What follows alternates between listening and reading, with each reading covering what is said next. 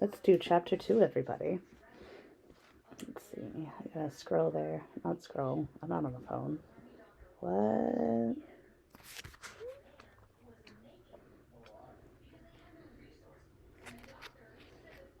Sorry, I'm not prepared because I'm a useless human being. But let's do this, shall we?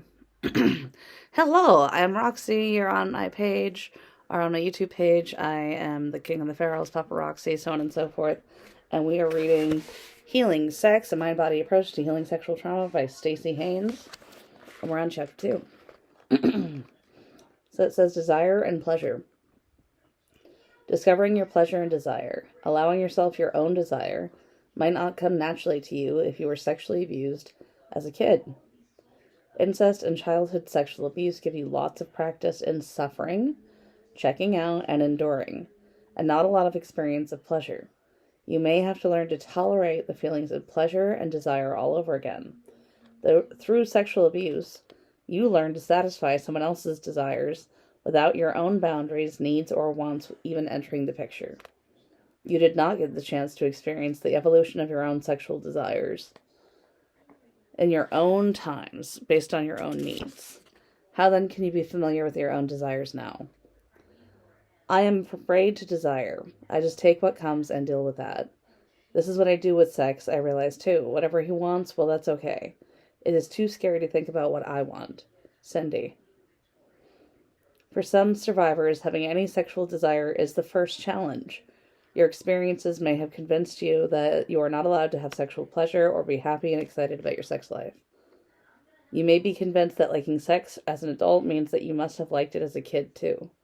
If you liked it then, it wasn't really abuse, and this whole thing must be your fault, right? I am just not turned on. I don't feel sexual desire. Carla.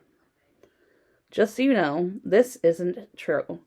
Enjoying sexual pleasure does not make you bad, and does not make the abuse your fault.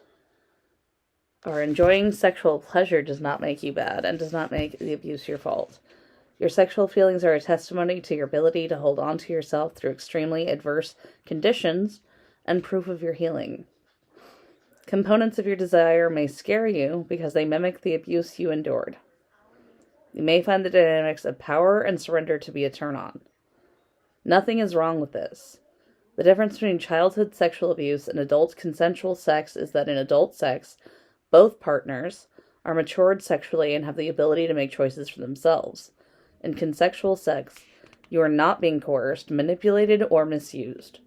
Both partners' needs, boundaries, and desires are considered. I was orally raped as a girl.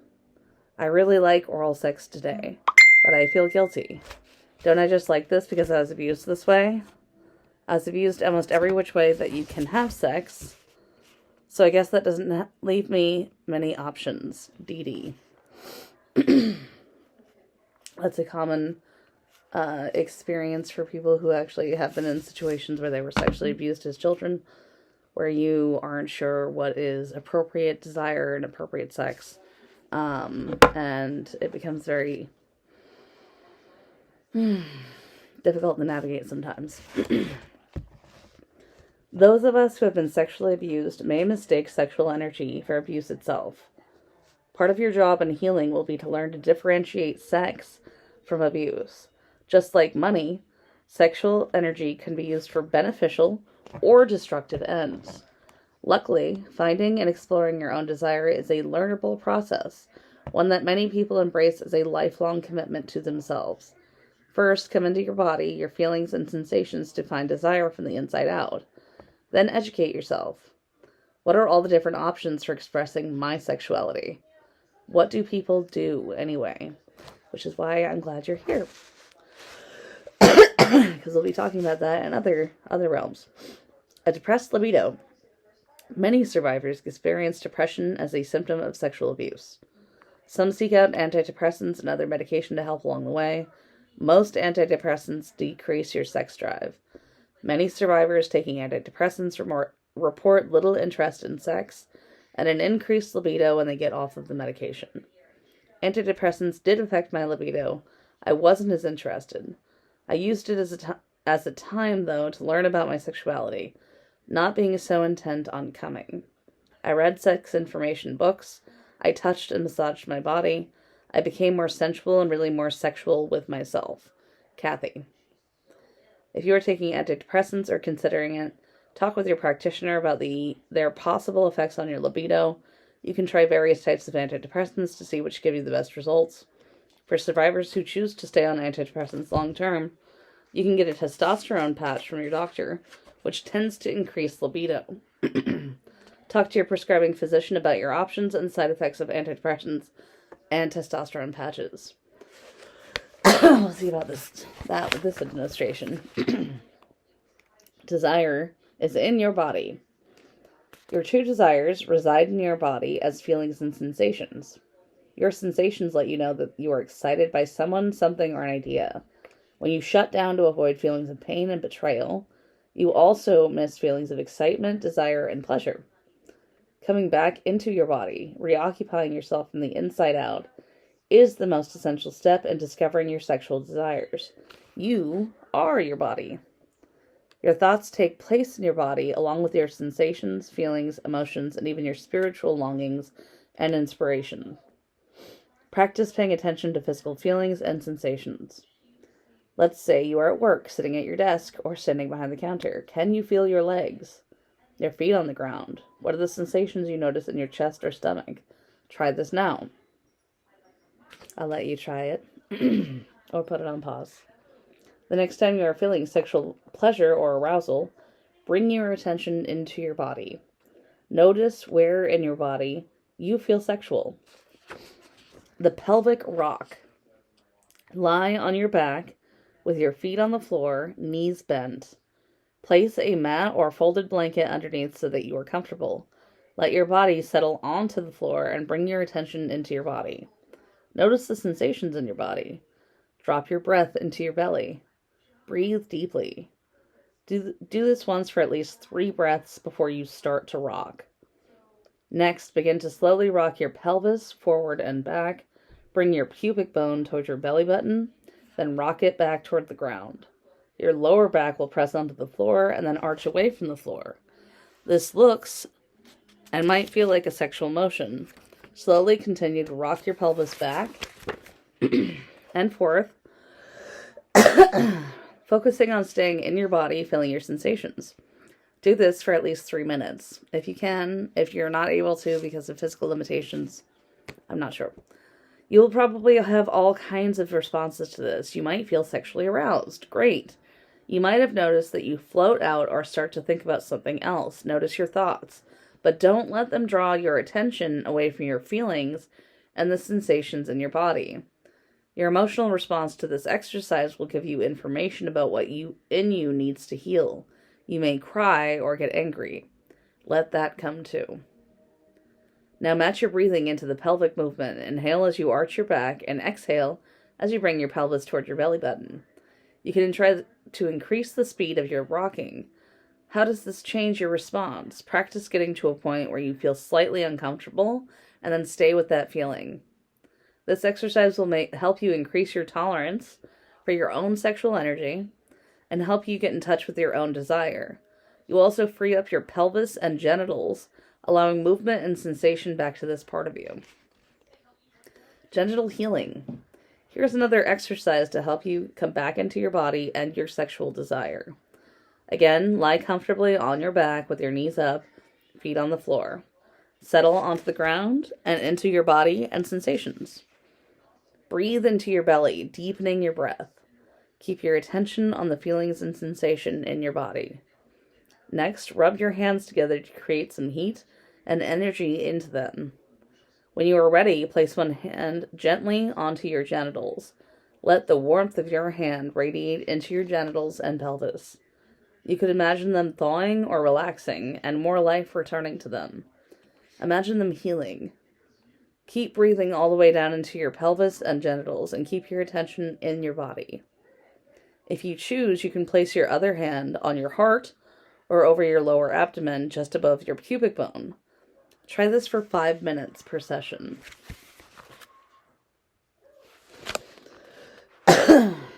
Your sexual self-education. Where did you learn about sex and desire? Who taught you about your body?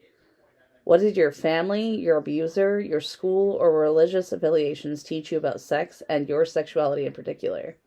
Is this what you want to believe? Do you think the information you learned is correct? These questions provide a good beginning for your sexual self-education. There are lots of ways now to increase your knowledge about sex and desire. For starters, the remainders of this book is filled with information about sex and various sexual cycles. Or styles. Cycles. It is styles, just to be clear. You can also talk about sex by talking with your friends. Ask them what they like, what they don't like, and why. Ask them what is easy for them about sex and what is difficult and how their lives have changed over time. Most people are relieved to have an opportunity to talk honestly about sex and desire. You can also read about other people's account of sex. We are currently enjoying a boom in women's erotica. Annual series such as Best Women's Erotica, edited by Violet Blue, Best American Erotica, edited by Susie Bright, and Best Lesbian Erotica, edited by Tristan Taormino, are great starting points for your research. You'll find stories featuring everything from suggestive sensuality to explicit S&M and bondage. Try reading about sex styles that attract you, as well as those that differ from yours. Contact with the sex toy retailers listed in the resources for erotica suggestions. The resources also list many great sex manuals, such as the Good Vibrations Guide to Sex by Kathy Winks and Ann Siemens. Here you can find positive and accurate sex information that treats sex as a normal part of being human. If you do not have access to erotica or sex manuals in your area, check out the mail order companies listed in the resources. I probably shouldn't have read that. It's an older text, but it's okay.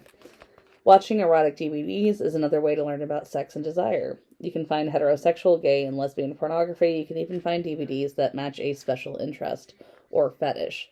And of course, the internet totally takes that over as well.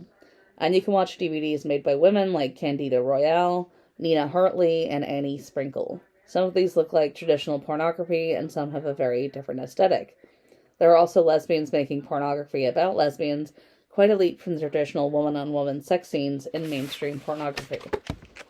Which is important. If you happen to be a lesbian watching this, then point of view is huge. Some people try to make a distinction between pornography and erotica, but no one seems to be able to come up with definitions we can all agree on.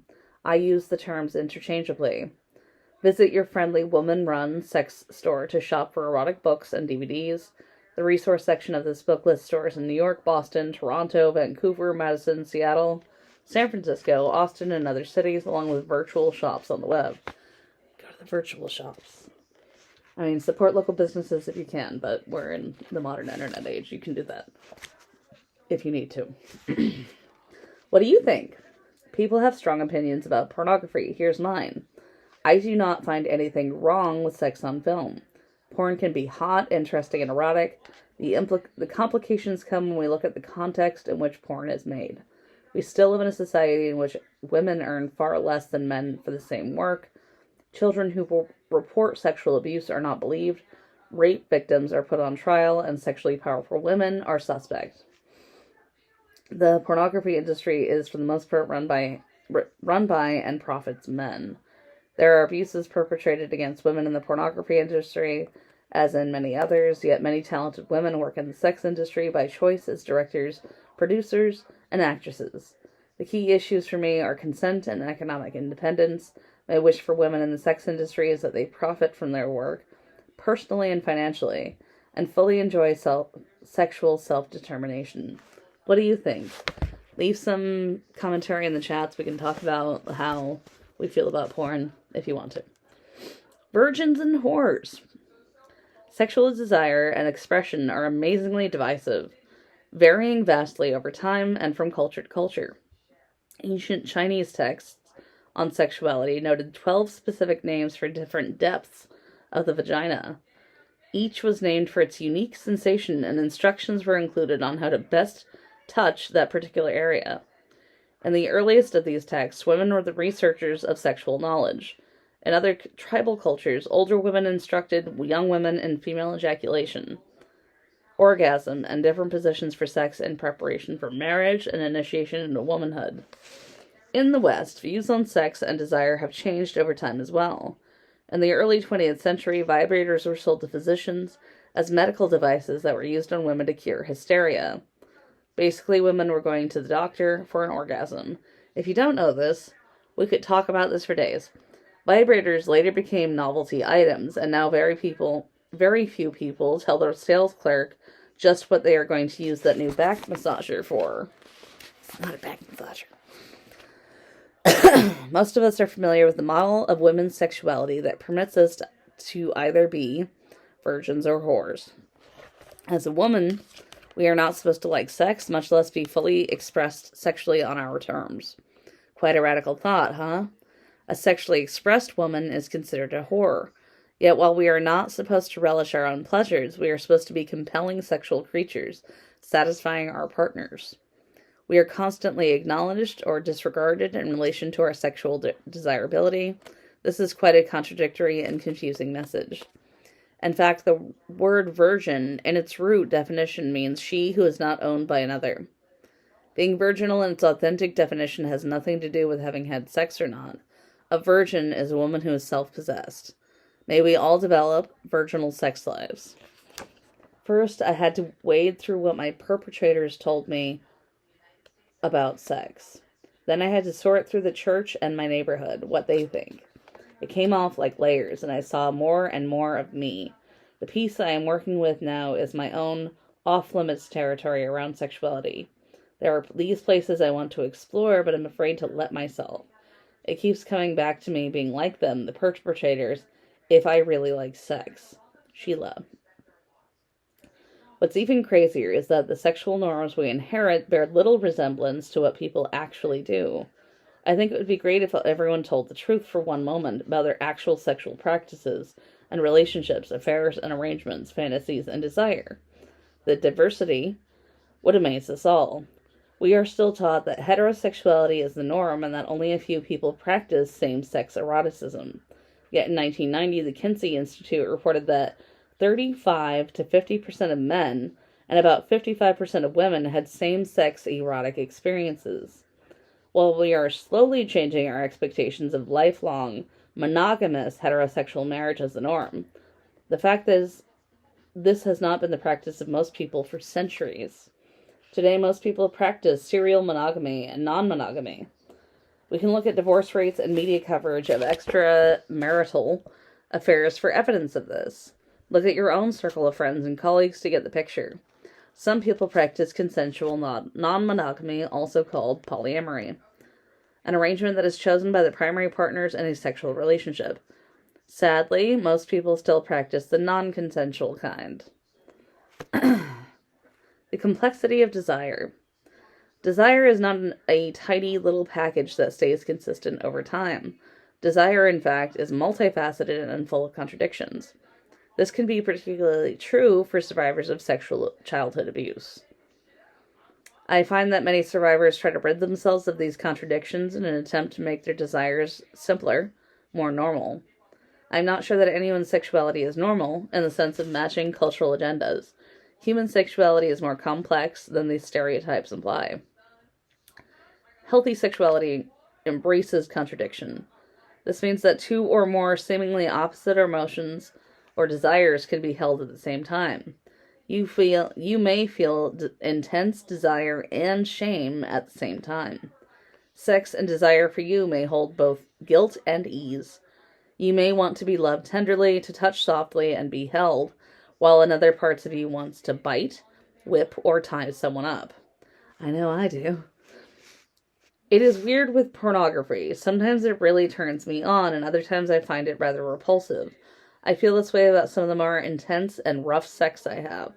I love it in the mix and feel guilty afterwards. Sometimes. I try not to judge it anymore or try to find the right answer. I try to give myself room for all of it. Melanie. Owning your desire. Sex is one of those aspects of human experience that everyone has an opinion about. Lots of people and institutions, such as your family, church, or synagogue, the media, and even your women's rugby team, will be happy to tell you what your desires are or should be, and what it comes down to is this. Will you decide for yourself or have someone else do it for you? You may take some of the heat if your desire falls outside of the heterosexual, monogamous, married, missionary position style for your sexual expression. Well, most people's desires fall outside of this narrow frame. No wonder we so rarely speak up about our sexual desires, even if married, missionary position sex is your favorite, which is fine. You may have other desires that don't fit this expression. And, because there's a little window here. Sexual diversity. Bisexual, having sexual desire, interest, or activity with people of both sexes. Celibate, choosing not to engage sexually with another person, or with oneself. Gay, having sexual desire, interest, or activity with people of one's own sex, often refers specifically to men. Heterosexual, having sexual desire, interest, or activity with people of the opposite sex. Lesbian, for women, having sexual desire, interest, or activity with other women. That's an interesting value judgment there. Marriage, a legal and/or social contract declaring an emotional and financial commitment to a relationship. In most of the world, only heterosexuals are allowed to be married legally. Monogamous, choosing to be sexual with one person. Non-monogamous, choosing to be sexual with more than one person. Pansexual, having sexual desires, interests, and behaviors with all the genders, sexual orientations, and persuasions. Many people embrace this term in an attempt to broaden the categories of gay and straight, man and woman, S&M, and vanilla. Polyamorous. Poly means many, and amor means love, choosing to have sexual relationships with more than one person. Some people prefer this term to non-monogamous. S&M. Sadomasochism is a sexual practice which can include power play, intense sensation, pain, bondage, and role-playing. Serial monogamy. Engaging in a series of monogamous sexual relationships, one after the other. Tantra. A sexual practice which views sex as a sacred path of spiritual transcendence. Transgendered. An umbrella term including transsexuals and transvestites, as well as others who identify as being differently gendered. A transgendered person may identify as gay, heterosexual, lesbian, or pansexual. It's an old book, guys, okay? Don't jump it down my throat. Transsexual. A person who identifies with and lives as a gender other than the one assigned at birth. Transsexuals usually engage in some form of life-altering body therapy, such as hormone therapy or genders. We know this as transgender now. And vanilla, a term used by S&M practitioners to describe non-S&M sex. Sexual activities. This is going to make you laugh, maybe, in all of this heaviness. Admiring asses. Anal sex. Being penetrated deeply. Being tied up. Biting my lover's breast. Caressing a lover to orgasm. Cross-dressing. Cybersex. Double penetration. Dressing slutty. Dripping hot wax on someone's skin. Erotic dancing. Exhibitionism, eye contact, fantasizing about making love, fisting, flirting, foot worship, French kissing, fucking, gender play, getting a piercing or tattoo, getting head, giving head, golden showers, group sex, hair pulling, hand jobs, having my breast stroked, having my ear and neck licked, having sex while blindfolded, holding hands, hugging, intercourse, kissing my partner's nipples, kneeling, looking at my lover's body, massage, masturbating with a vibrator, modeling for erotic photos, orgasm, outdoor sex, phone sex, playing with butt plugs, alone or with a partner, playing with feathers, playing with ice cubes, playing with nipple clamps, playing with writing crops, playing with saran wrap, putting on a condom, reading erotic fiction, reading sex manuals, rimming, role-playing, shaving, spanking, talking about sex with friends, talking about sex with potential sex partners, tickling, tying up my partner using dildos and harnesses, using essential oils, voyeurism, watching erotic DVDs, wearing a man's suit and tie, wearing corsets and sexy lingerie, wearing leather, wearing rubber latex clothing, whipping, wrestling, and writing in a journal about sex. All of that's sexual acts. So they say that sex is really just penetration. It's all sex. People used to think the world was flat. That is how I thought about sex. I thought sex was a sin and bad. When you stand in the plains, the world does not look flat. You have to look from a bigger perspective to see that the earth is round. Rona. I sometimes feel that my sexual desires are bad, grotesque, or abnormal. This is connected to what I think a woman should be. My desires seem unladylike. Like other things we take for granted, our views on sex are influenced by social and historical forces, along with cultural heritage and religious beliefs. There is no right way of having consensual sex. Rather, there are options you may or may not choose. Which options help to heal you, which empower and support you. Owning your desire means that you take responsibility for discovering what fits for you sexually. You get to be the one who names the unique sexual expression that is yours. Grant yourself permission. It was so amazing when I realized that I could really set up my sex life however I wanted it. That I could run my sex life by my own rules. I'd always felt too guilty to like sex. What I really wanted was to date a number of people at once, and I wanted to explore sexually. I did not know anything about me and what I liked and wanted. I wanted to find out, so I started. Non-monogamy has been amazingly freeing for me. Oh, and I practice safe sex, too. Rebecca. Sex guide exercises. Write about the following, then have a conversation with a friend or therapist about what you wrote. Or me if you really need to, or you can hop in Ferals After Dark and we can talk about it. Take a sexual self-inventory. What have you experienced sexually up to now? What did you like? What did you not like? What do you know about your sexuality? What would you like to learn? Take a piece of paper and make 3 columns titled Yes, Maybe, and No. In the Yes column, list all of the sexual activities that you enjoy or think you would enjoy. In the Maybe column, list all the sexual activities that you enjoy under certain circumstances or that you might be willing to try. In the No column, list all of the sexual activities that you do not enjoy and do not want to explore. Include both masturbation and partner sex. Now look at your lists. Which column most closely resembles your sex life? Imagine an activity that is physically pleasurable to you. This is number 2. Enlivening to your senses. Oh, this is the third one, I guess. Where'd the first one go? Yep, I read it. So that was number 1. Number 2, this is number 3. Imagine an activity that is physically pleasurable to you, enlivening to your senses. It could be walking on warm sand, feeling the breeze against your face, touching your partner, having oral sex. Imagine yourself in that scene now. What kind of sensations are you feeling while you experience this specific pleasure? Where in your body do you feel them? How much pleasure or desire can you take in? 4. What sexual activity or fantasy would you like to try out? Be explicit. What's stopping you? Okay, and so that's the end of chapter 2. We have dissociation, which is a little bit more targeted, maybe a little bit harder, but that was a little bit more fun, and I will be bringing you more when I can. So I love you, babies. Happy Wednesday.